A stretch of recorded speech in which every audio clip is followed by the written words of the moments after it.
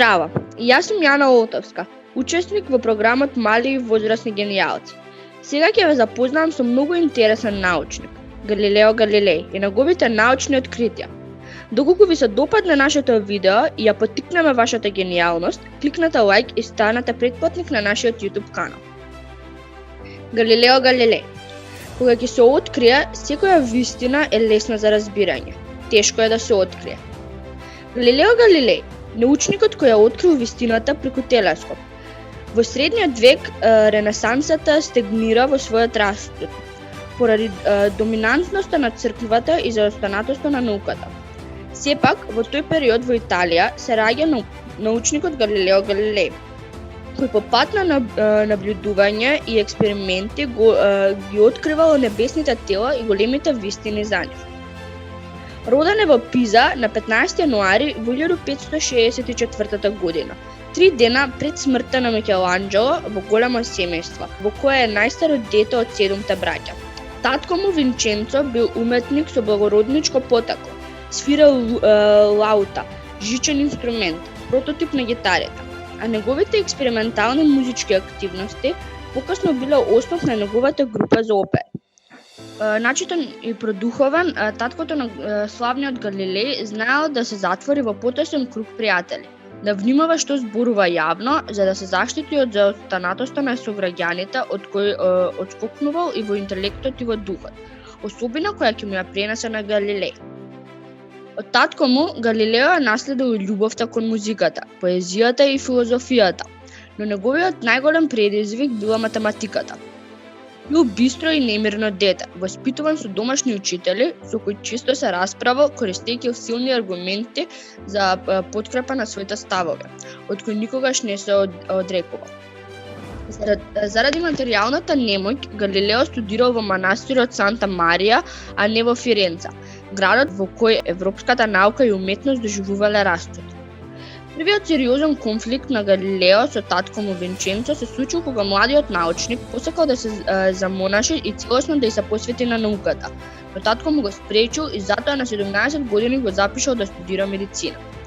Галилео на студиите за медицина се соочил со средновековниот схоластички систем и Аристотеловата докторина базирана на традиционални правила, без простој за развој на нови експериментални содржини. Тоа е еден потенцијален генез било ограничување.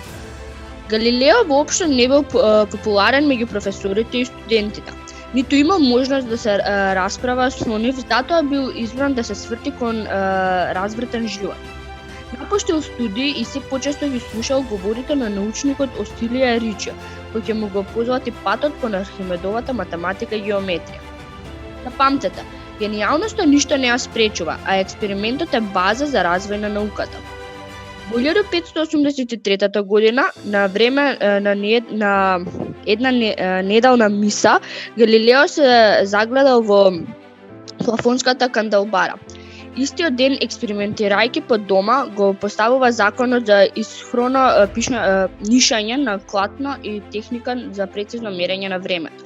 Идеја за глобално мерење на времето во целиот свет. Со неговиот изум, во зависност од тежината на телото, должината и видот на канапот, може да се направи различна клатна, а докторите овој изум го користеле за мерење пулс кај пациентите. И покрај финансиските потешкоти, генијалецот продолжил со прецизни проекти и изумил вага за мерење на предмети во воздух и вода. Неговите размислувања за пеколот се интересни. Според него, пеколот се наоѓал под Ерусалим, во големина од околу 12 димензии на земјата. Галилео ќе биде запамтен по експериментот од кулата во Пиза, со кој го демонтирал Архимед. Ова е запишано од неговиот асистент кој му ја пишувал биографијата. Дека две тела со различна тежина фрлени во исто време од височина не паѓаат исто време. Тоест, потешкото тело паѓа побрзо. Галилеј фрлил две топовски ѓулиња со различна тежина од врвот на кривата кула и докажал дека не паѓаат исто време. Следува силата на телескопот, како резултат од гледање ѕвезди на небо од око на гений.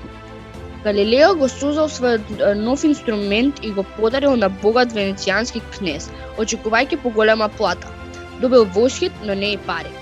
Галилео го измислил и термометарот. Инквизиторските алатки на католичката црква не можеле да го спречат неговиот силен ентузијазам. Галилео Галилеј починал на 78 години обкружен со семејството. Заминал физички, но се уште живее со неговите оставени дела. Се надевам дека дознавте интересни податоци за Галилео Галилеј и неговите научни сознанија. Јас сум Јана Олтовска и сакам да запамтите. Генијалноста ништо не ја спречува, а експериментот е база за развој на науката. А сега, доколку ви се допадна нашето видео, кликнете лайк и станете претплатник на нашиот YouTube канал.